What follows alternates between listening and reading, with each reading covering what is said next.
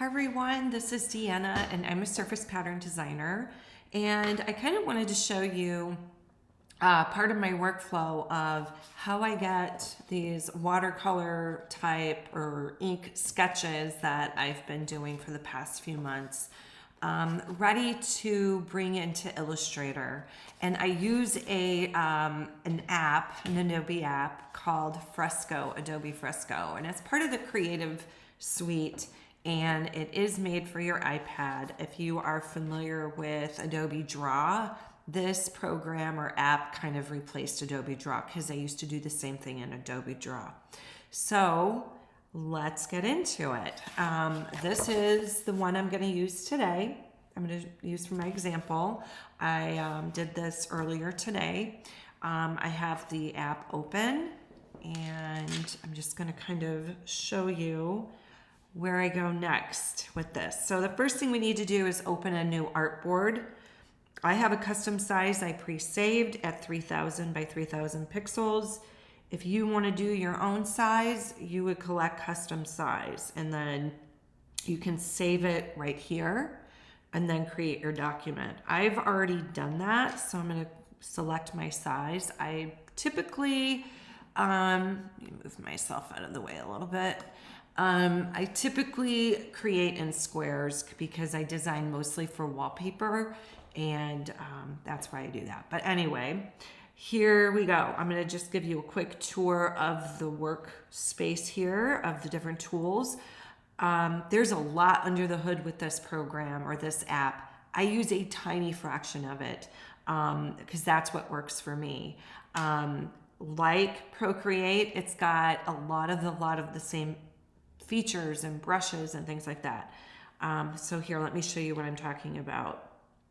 Here we have the pixel brushes, and you can see you've got many to choose from. You could even add, brushes if you wanted to. I don't use those. This is what's called a live brush. I don't use those. That's for like a watercolor effect or oil paint effect. I don't use those. What I do use is the vector brush, and that's what I love about this. I've already saved as a favorite here the 1 point or the round, and I have it saved as a 1.5 size.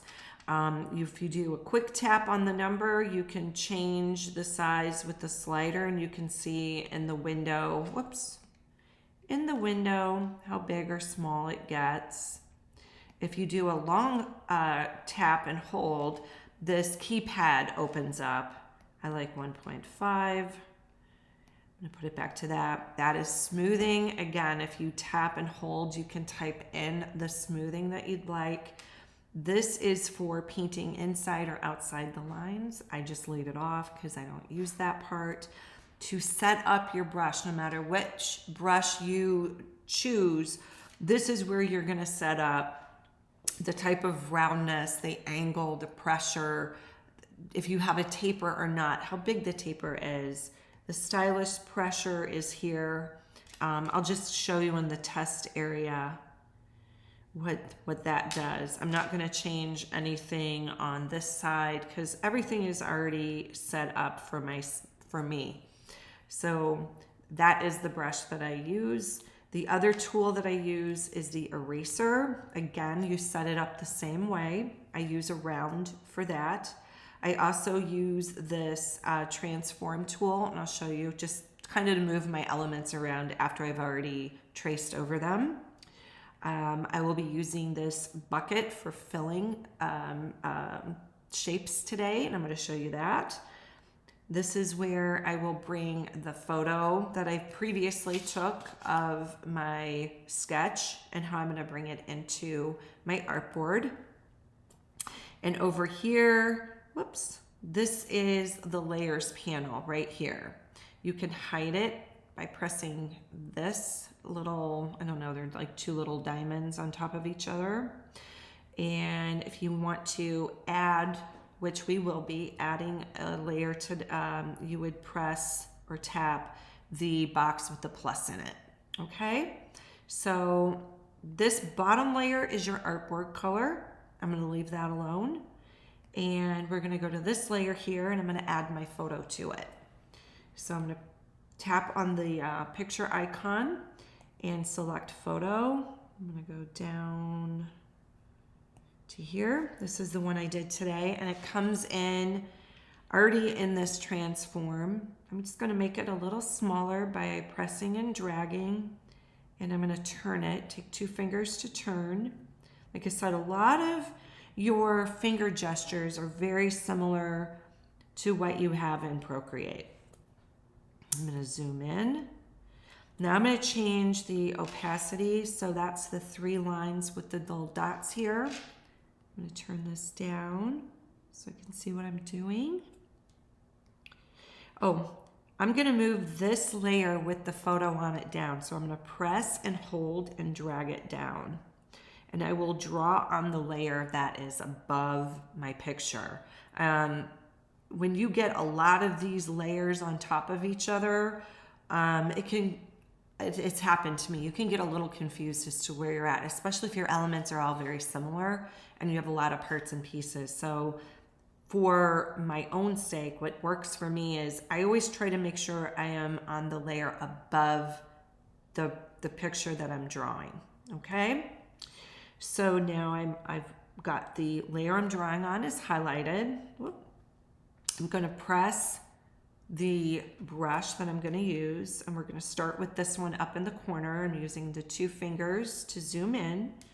And I'm going to do, the first one I'm going to do is the fine line that I don't know if I'm known for it, but it's part of my style that I like. And then I'm starting to incorporate this thicker line that you see here. I am starting to incorporate that. So I'm going to do that second. So let's start with the first one. I'm just going to trace over. Kind of clean up as I go, because eventually these are going to end up in Illustrator. And I don't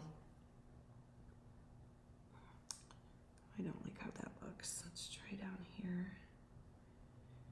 And then when they're in Illustrator, they'll already be vectorized. These will already be paths and shapes. And just kind of clean that up a little bit. Now, to turn off the layer, I'm going to highlight the picture layer and select this eye right here. And now I'm just going to add just some details that I like. Because if you know at my work, everything is like leaves and flowers, or maybe it's a pattern that I've seen in a leaf or a flower. That's how I create my designs. So this one is done, and I'm going to move it off to the side. So I'm going to select the layer that I drew on, and then this transform. I'm just going to move it off to the side and select done. I'm going to turn my picture layer on again, zoom in, and now I'm going to delete this. I'm going to select it and delete it. Just because I want to show you how to add another layer. I'm going to do the box with the plus sign. I'm going to make sure that it's above my photo layer, because that's how that works for me. And I'm going to zoom in, and now I'm going to make the thicker version of this. And I do that by just drawing the outside. And then I'll show you what I do on the inside. But yeah, I like the feeling of, here I'm going to use the eraser tool a little bit to clean this up. I like the feeling of the brush on the paper and the freedom, you know, of when you think you've made a mistake and you keep going and then it looks like something really cool. That's probably why I don't draw directly in here. Sometimes I do, but most of the time I don't. But I find it just very gratifying. you kind of want to make sure, because I am going to use this fill bucket down here in a minute. And you want to make sure these points are always closed. Okay. So let's just kind of go through.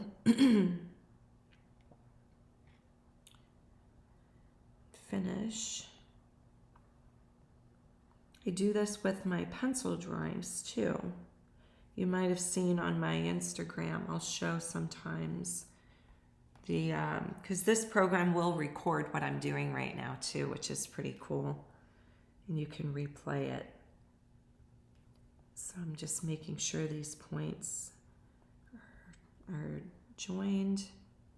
And now I'm going to do the bucket, the fill tool, and tap it. And there we go. Let me shut off or hide. And I will, I'm going to bring this over. So now you can see, here are the two versions of my watercolor drawing that I've done.